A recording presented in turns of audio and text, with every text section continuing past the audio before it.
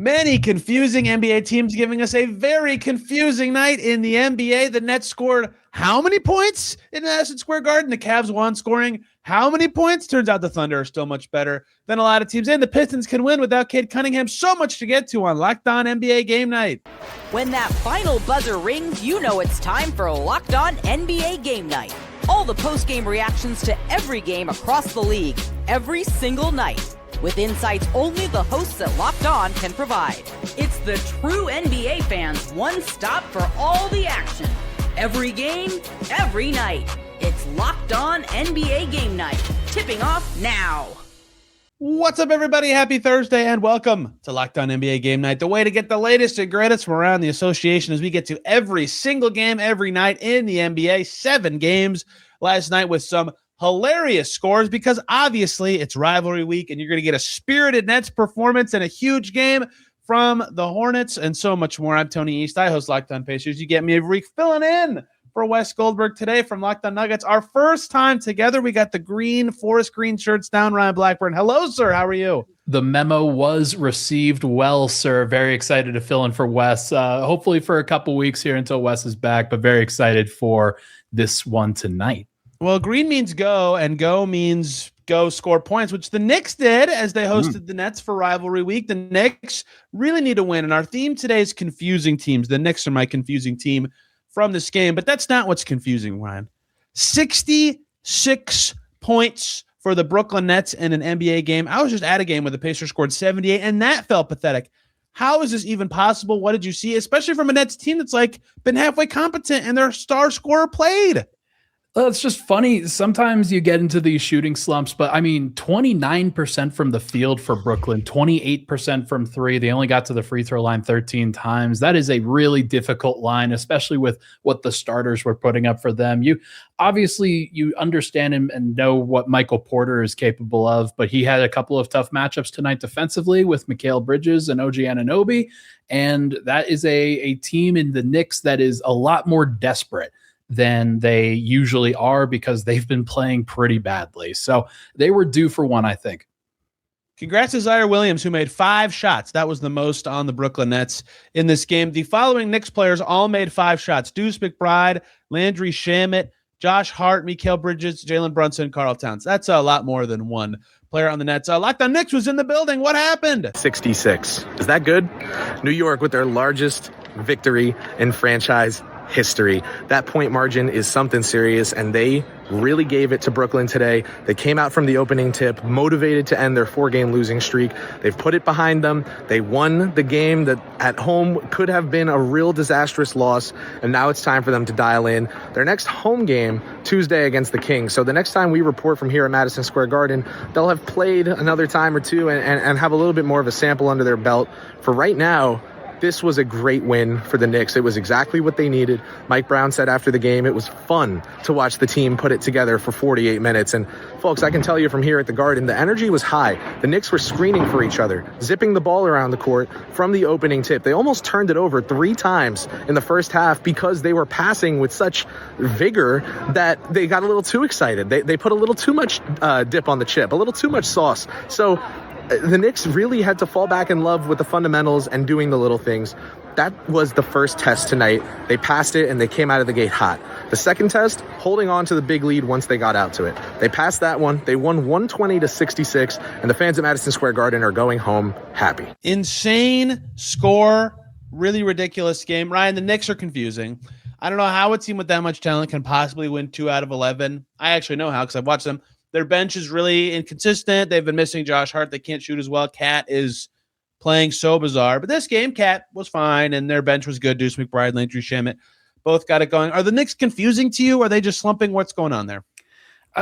For me, from the Western Conference side, the Eastern Conference is confusing as a whole. So we get to talk about a whole bunch of Eastern Conference basketball tonight, and I get to figure out some of my answers with this group. But Jalen Brunson, he's gotten a lot of attention for some poor defense this year. They're still trying to figure out the chemistry with him and Cat in terms of how do you guard with those guys on the floor and not run your other guys into the ground scrambling behind them to cover up for mistakes. That's not confusing to me. That's a fatal flaw.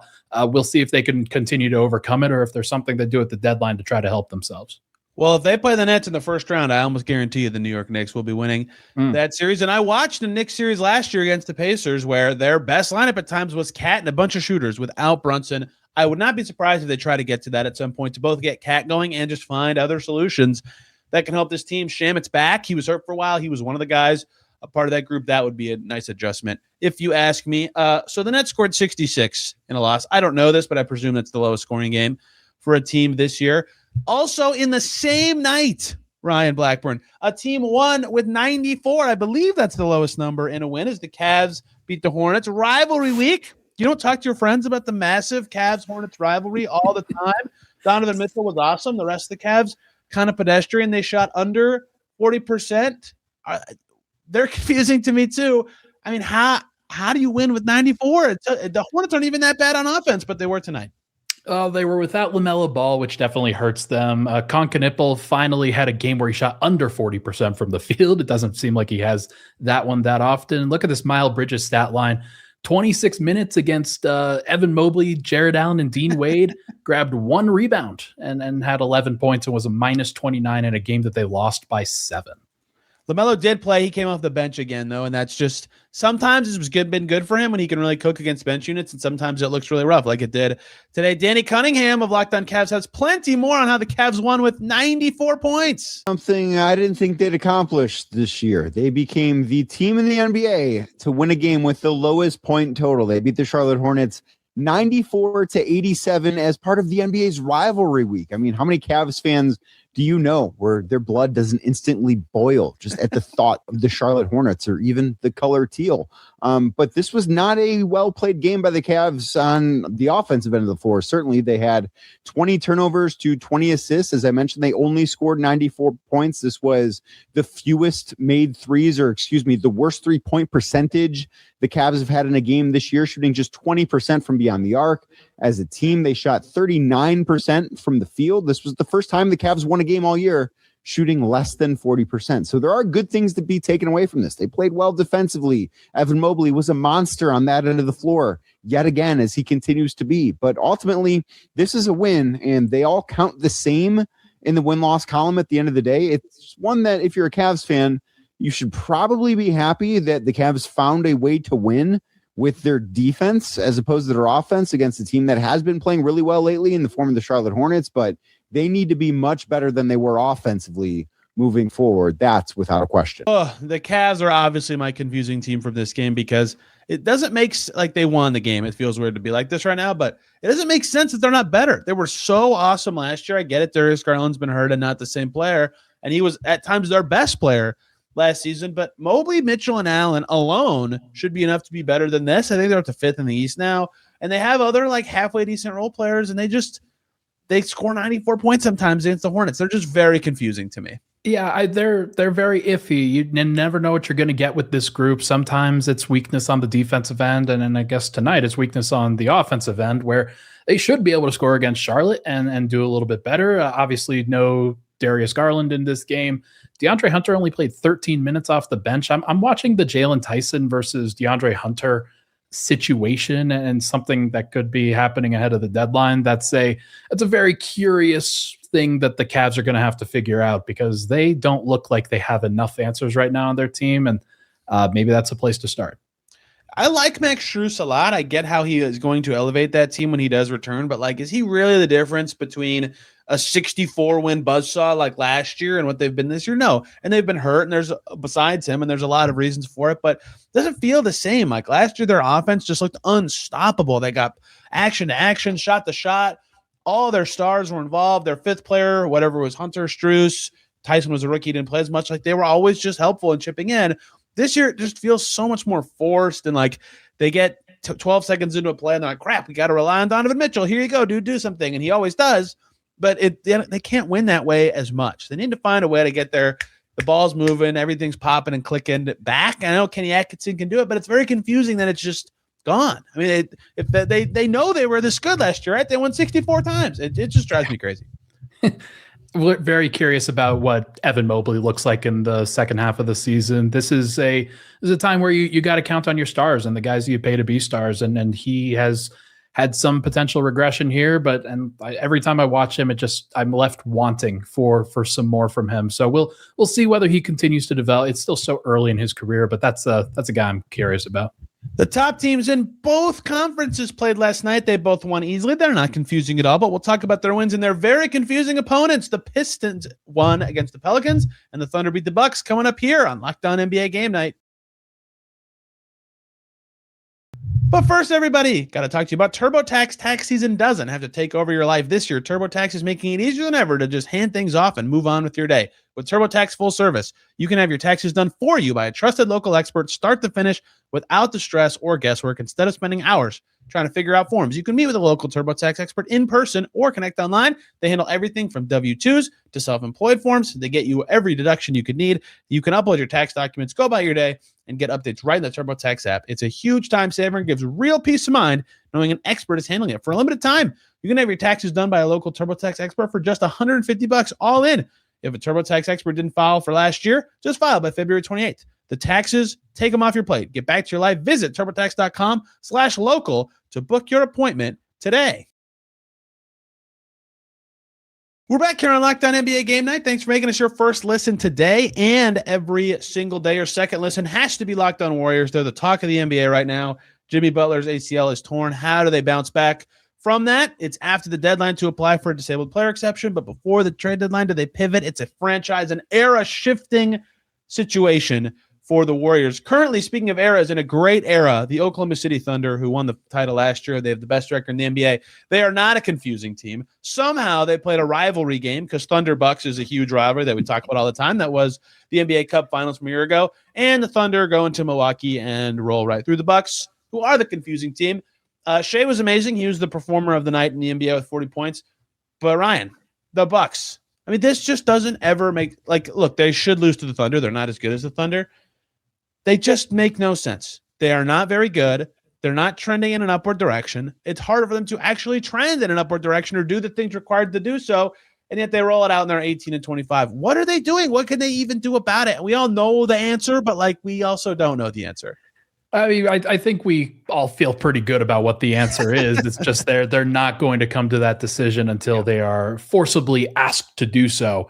Or at least it certainly feels that way from the outside. Yeah, Giannis is operating by himself out there a lot of these times. 8 of 11 from the field, 19 points, 14 rebounds, 7 assists in a game against the OKC Thunder where they've got a whole bunch of guys that are healthy outside of Isaiah Hartenstein. And the Bucks did not have Miles Turner, so Giannis started at center. They played a whole bunch of small lineups. They had Bobby Portis come off the bench and play 37 minutes in a game that they lost by 20. That seems like a crazy decision to me. But they just seem overwhelmed. They seem like they lack talent. And everybody lacks talent when you're facing the OKC Thunder, so completely understandable. But Shai Gilgeous-Alexander, man, he was unbelievable once again tonight. He 40 points, historically efficient, just continues to play amazing basketball. No Turner, no Kevin Porter certainly hurts. I wouldn't have picked the Bucks to win anyway, but Portis, for all the good things he does, he's I think he leads the league in 3-point percentage, or he's very close. He's been horrible on defense this year, just terrible. So this game, his minutes going even is a good sign. And then the other 11 minutes, they lose by 20. They have no size beyond him and Turner. They're starting Kyle Kuzma and Giannis is their 4-5 to open the game. Pete Nance is getting real minutes for them. He's big-ish. Jericho Sims plays 2 minutes. They've got to figure something out rotationally. It feels like Doc Rivers is kind of guessing sometimes, especially when they're hurting in a game like this. Cole Anthony was good. Bobby Portis was good, and they still get completely blown out. I caught a lot of this one right after the Pacers game ended. Shea, of course, 40 points, full stop, amazing, right? An incredible player. We don't have to sit here and talk about how great Shea is, but we could. He had 8 assists with 7 minutes to go in the second quarter, right? Yeah. He was diming him up, and I feel like that's not the next level. He should obviously be scoring a lot, but just the Thunder half-court offense, everybody knows is their air quotes weakness. It's still pretty good, but it's not amazing like the rest of the stuff they do. AJ Mitchell got banged up in this game. If they can find a way to unlock Shea as a passer and get everybody else going, Chet was awesome on defense in this game. His offense has been good at times this year. That's the level that gets them to top 5 in the half court. Is Shea setting up everything for himself and others? It's a huge ask, but that's the next thing. Undoubtedly, and not having J-Dub as a secondary creator certainly hurts, but you have to put the ball in Shea's hands and ask him to create and then ask other guys to make the shots around it. And obviously the Bucks defense wasn't doing a lot to stop those guys. So they'll have stronger tests going forward than Milwaukee, but I'm curious to see how they respond. Nuggets Thunder right around the corner. I'm very, very excited for it. Let's go. Best team in the East, the Detroit Pistons, but they're probably not the best team in the East when they don't have Cade Cunningham. Fortunately, without Karis LeVert, they played the Pelicans, so they could start Dennis Jenkins and rock with Marcus Sasser and Jaden Ivey as their guard rotation and still win by 8. I am not confused about the Pistons at all. I love them. Their identity is awesome. They can win shorthanded. Kuka Hill will tell us more about how they played tonight. Out Cade Cunningham and Karis LeVert, which might actually have been a good thing for the Pistons. Host of Locked On Pistons podcast, Kuka Hill here. The Pistons, again, like I said, played this game in New Orleans without Cade Cunningham, but it was no problem. The Pistons handled the Pelicans really from start to finish of the game. The Pelicans did try to keep it competitive midway through the game around the third quarter, but the Pistons responded really well and kept the Pelicans at bay. Former Pistons Sadiq Bey actually had a pretty good game against his former team. You could tell that he definitely was having some personal feelings come out against the Pistons. He talked a little trash to Isaiah Stewart and Cade Cunningham on the bench. This was a very good game from Jalen Duren, a very aggressive game on both ends of the floor from Ausar Thompson. You got to see Dennis Jenkins start in this game and play meaningful minutes, which continues just to prove that Dennis Jenkins needs to be a consistent part of the rotation. He is probably their best guard off the bench just in general. The fact that he doesn't play consistently off the bench is kind of crazy to me. This is a good win from the Pistons. They get the Houston Rockets coming up. Hopefully Cade Cunningham is ready for that game. No notes. They're very good. Dennis Jenkins is really good and can sub in for Cade Cunningham. The Pelicans, though, Ryan, to fit the theme of today, are A, not very good. Zion Williamson left this game with an injury, and B, just super confusing. I just don't get it. Jeremiah Fears is awesome and young. His handle is sick.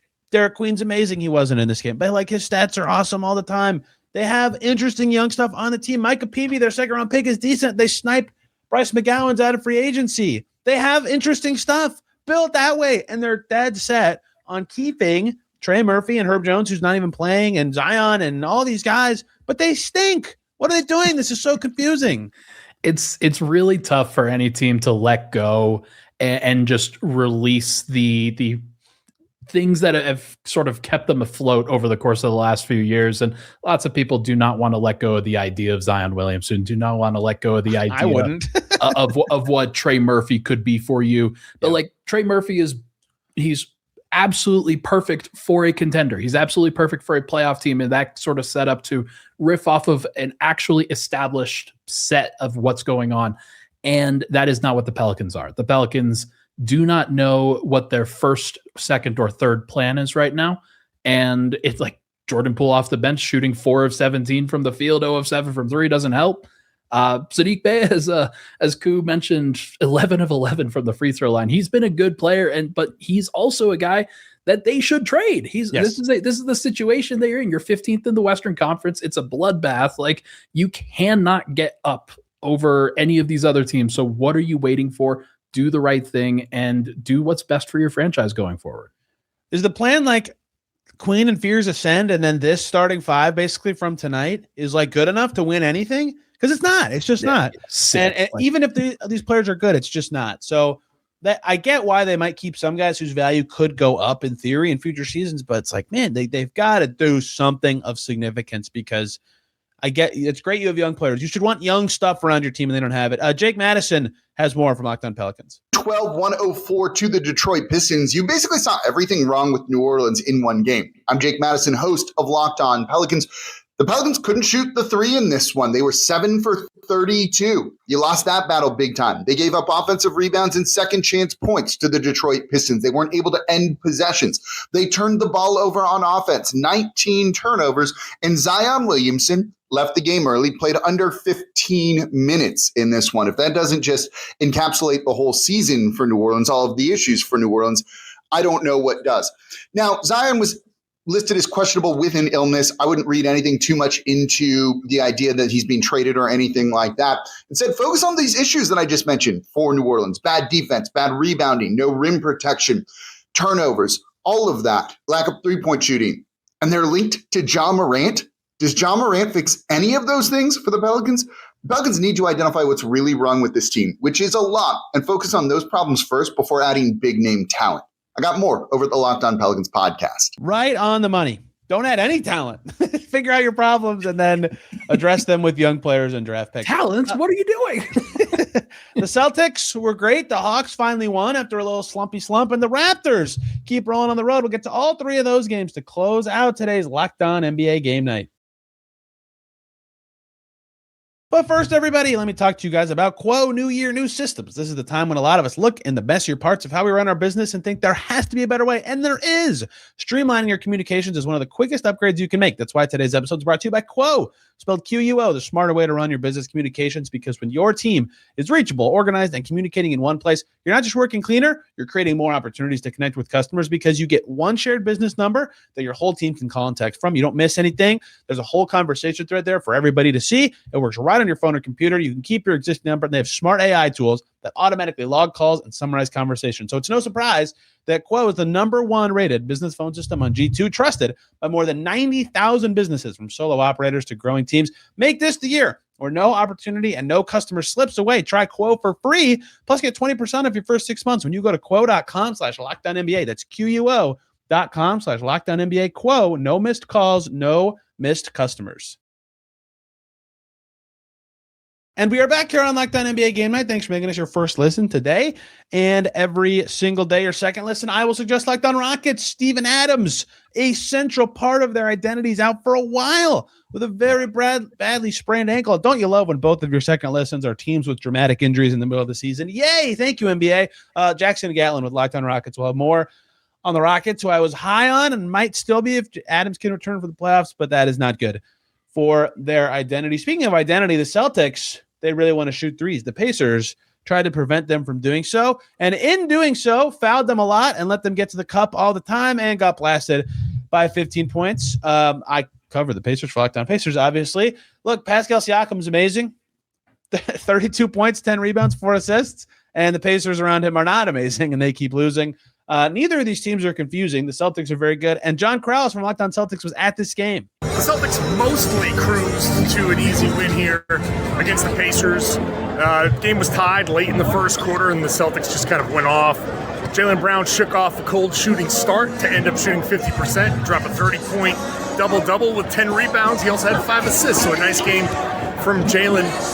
The final numbers don't show it, but the Celtics actually protected the ball pretty well up until the Pacers made a late run to cut a 23-point lead down. But they protected the ball well, and they shot a ton of free throws. And maybe just as importantly, the Pacers couldn't hit anything. They shot less than 40%. They shot 12 of 45 from 3. A far cry from when the Pacers upset the Celtics about a week or so ago. And it was just, Celtics shot well.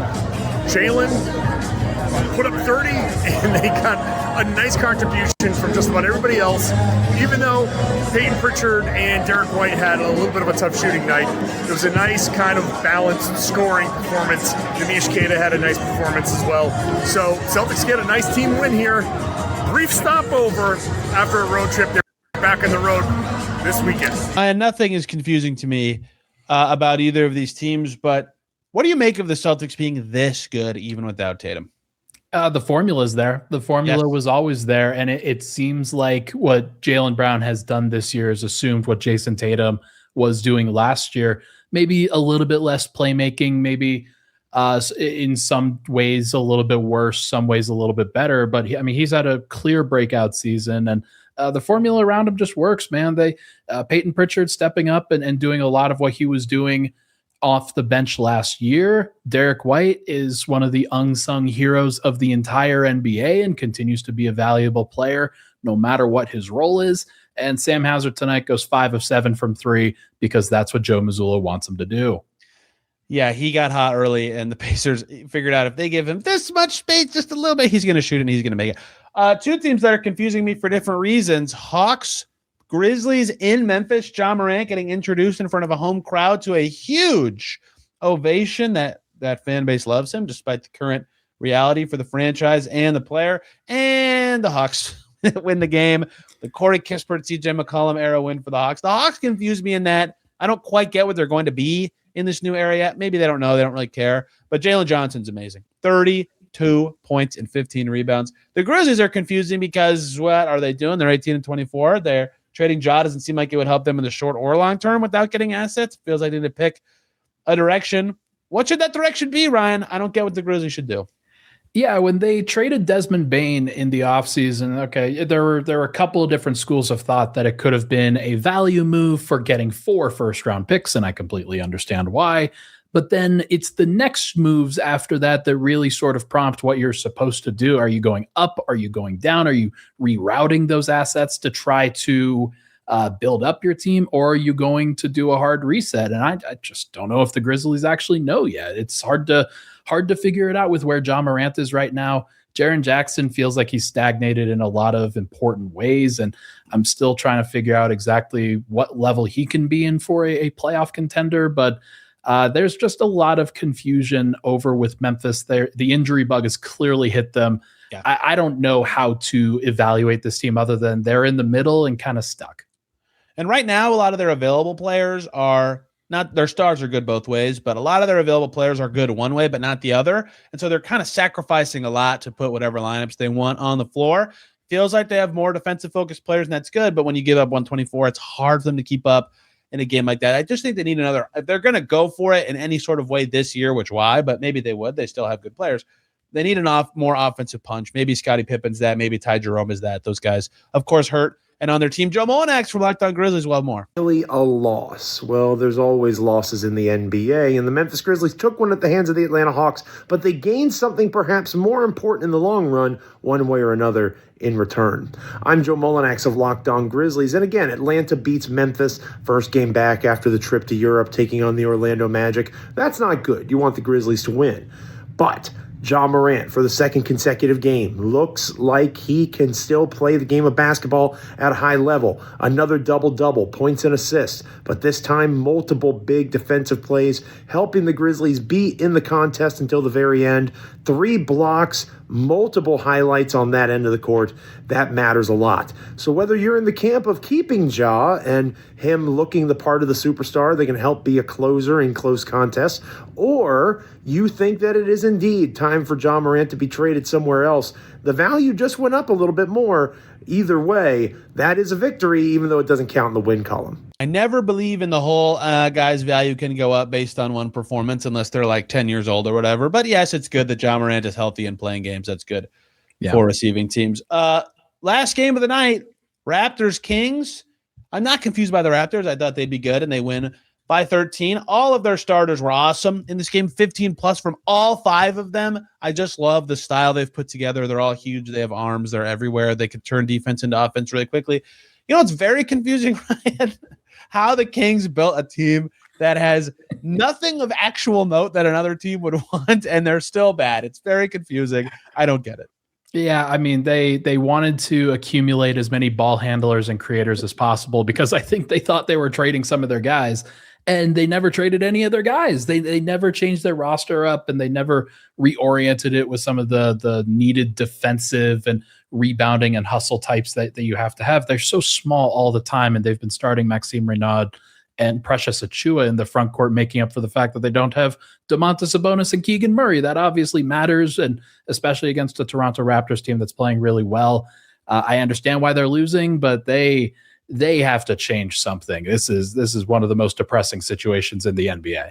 I quite like Achiuwa for them. He's been playing well. He just always seems to have hustle and hit the glass. Renaud's going to be something for them. And this Dylan Cardwell kid is hilarious. Have you ever watched like a clip of how he acts? It's awesome. This is like pure basketball joy. But then they have all these just like old guards. Some of them do well sometimes, some of them don't. That's very confusing. And in this game, a lot of them were not particularly efficient. In fact, all of them but Malik Monk were not particularly efficient. Like, you just can't win when the guys who have the ball all the time are score first guards who aren't scoring very well. And the Raptors make it hard to score. Credit to them. They're fun and good.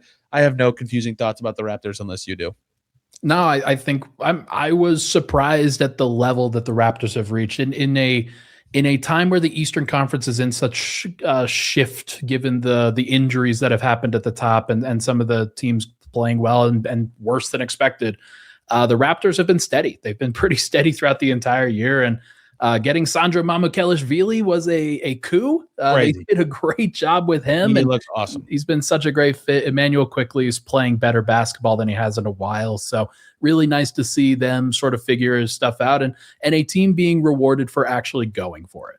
Quickly, not 40 points again this time, but 18, making half of his shots, plus 8 assists and 6 rebounds. The Raptors will take that, especially given what they paid him. And that is every game, every night from January 21st, 2026. Thank you all for tapping in to Locked On NBA Game Night for Ryan and myself. Thank you all so much for listening. We'll catch you very soon.